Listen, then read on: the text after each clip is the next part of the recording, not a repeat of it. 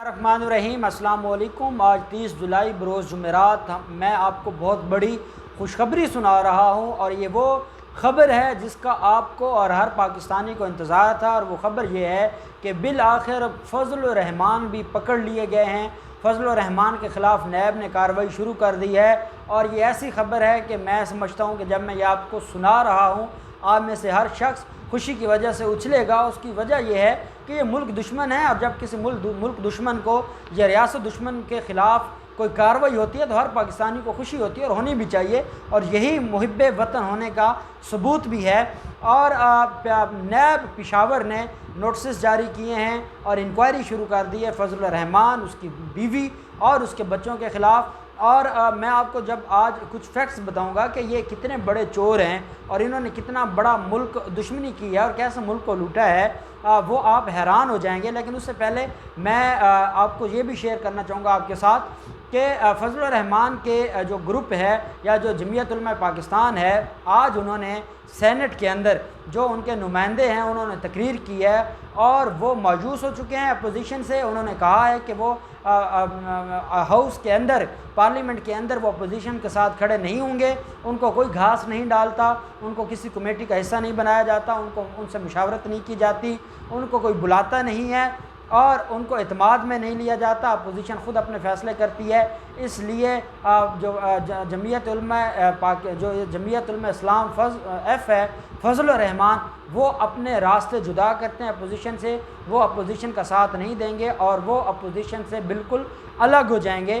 یہ وہ بات ہے میں نے آپ کو بتایا تھا، جو لوگ یہ کہہ رہے ہیں اور جو اپوزیشن کہتی ہے کہ عید کے بعد کو بہت بڑی کو موومنٹ چلائیں گے، عید کے بعد کوئی بہت بڑا کام کریں گے، ایسا کچھ نہیں ہوگا۔ اس کی وجہ یہ ہے کہ شہباز شریف کے خلاف ریفرنس منظور ہو چکا ہے اور اس کی درخواست ضمانت پینڈنگ ہے۔ جب تک شہباز شریف کی درخواست ضمانت منظور نہیں ہوتی، شہباز شریف گھر سے بھی نہیں نکلیں گے، موومنٹ چلانا تو بڑی دور کی بات ہے۔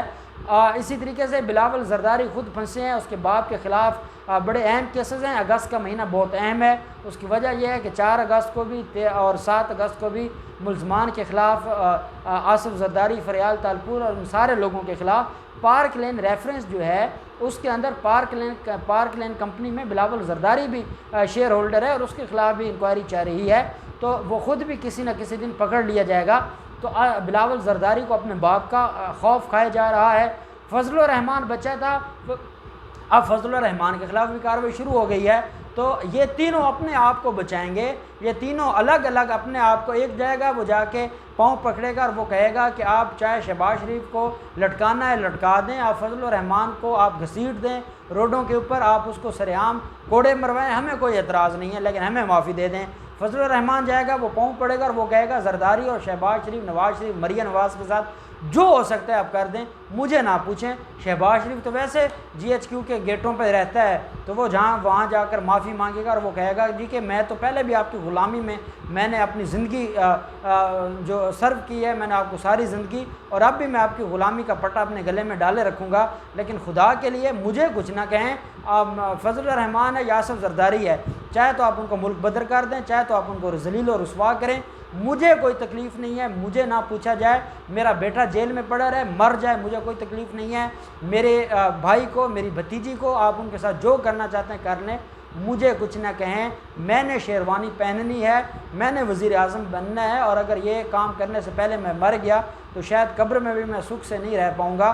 تو یہ ان لوگوں کا یہ اپوزیشن ہے، اور جو لوگ اور جو میڈیا ہاؤسز، حامد میر جیسے لوگ یہ خبریں چلا رہے ہیں کہ عید کے بعد عمران خان کے خلاف بڑی موومنٹ چل پڑے گی اور عمران خان کے لیے کوئی بڑا ٹف ٹائم ہو جائے گا یا عمران خان کے لیے کوئی مسائل پیدا ہو جائیں گے، تو میں ایڈوانس بتا رہا ہوں، عید کے بعد ہونے والا کام میں آپ کو عید سے پہلے بتا رہا ہوں کہ ایسا کچھ نہیں ہوگا، اور عمران خان کی حکومت ہی اپنا ٹینیور کمپلیٹ کرے گی، اور انشاءاللہ عمران خان کی سربراہی میں پاکستان ترقی کرے گا۔ کیونکہ ہم جب دوسری طرف دیکھتے ہیں تو جو ہمیں ڈراؤنا خواب نظر آتا ہے وہ شہباز شریف اور بلاول زرداری کی شکل میں، تو ہم کبھی بھی نہیں چاہیں گے کہ عمران خان کی جگہ وہ لوگ آ جائیں، اور یہ ہر پاکستانی کا خواب ہے۔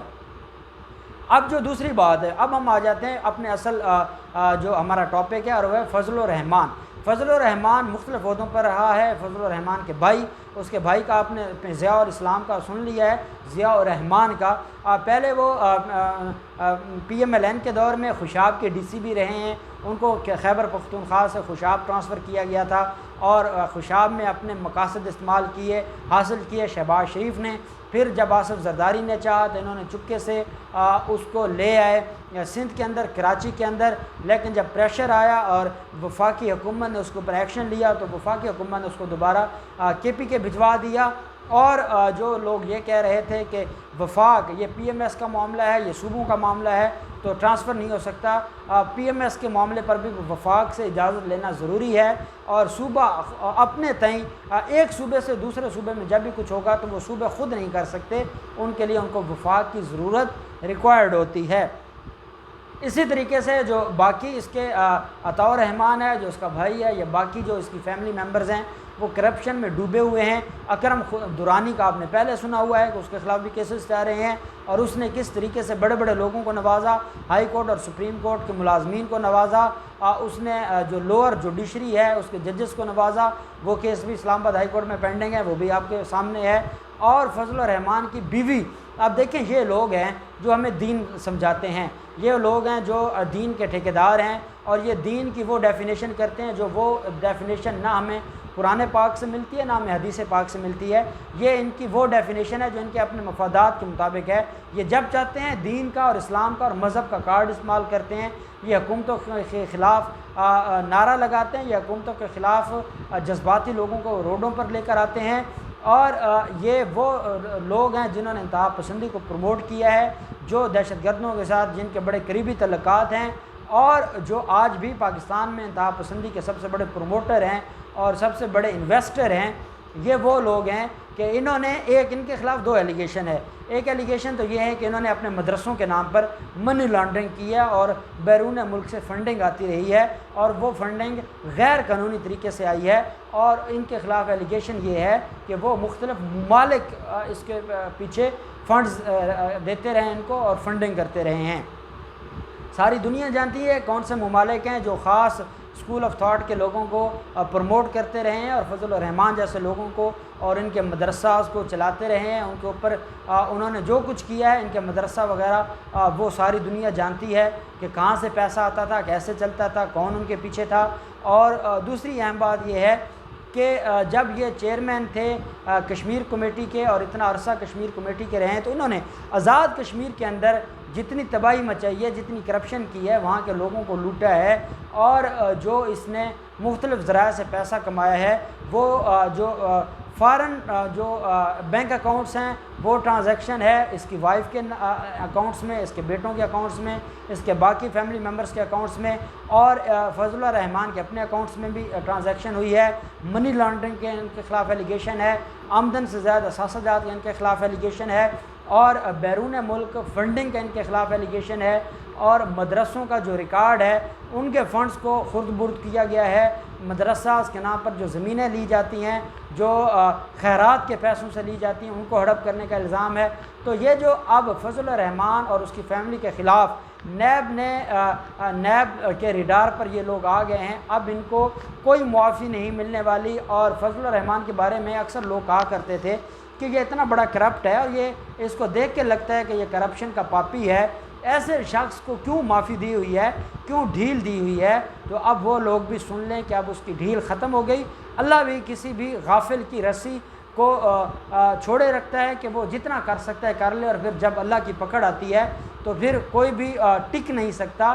اور اب پکڑ میں آ گئے ہیں فضل الرحمان اور یہ سارے لوگ، اور اب ان کے خلاف کارروائی شروع ہو گئی ہے. اور نیب پشاور نے ٹیم تشکیل دے دی ہے، جو انویسٹیگیشن ٹیم ہے، جو ان سے سوالات پوچھے گی، جو ان سے ڈاکومنٹس کلیکٹ کرے گی، جو ان سے ریکارڈ طلب کیا ہے. ان کے سارے کا سارا جو سسٹم ہے، ان کا نظام ہے، ان کے آرگنائزیشن کا، ان کے مدرسوں کا سارا آڈٹ ہوگا. اور یہ آپ کے سامنے چند دنوں میں بہت بڑا سکینڈل سامنے آ جائے گا کہ ان لوگوں نے دین کے نام پر جتنا دین کو انہوں نے نقصان پہنچایا ہے، جتنا دین اور مذہب کو انہوں نے بیچا ہے، اس کی مثال نہ ہی کوئی ہے اور نہ ہی شاید ہوگی. یہ اتنے بڑے دین دشمن ہیں کہ انہوں نے دین کو برباد کرنے اور دین کو نقصان پہنچانے میں کوئی کسر نہیں چھوڑی. اور یہ تو اللہ کا نظام ہے اور اللہ کے دین نے ہمیشہ رہنا ہے. اور مذہب اسلام نے ہمیشہ رہنا ہے۔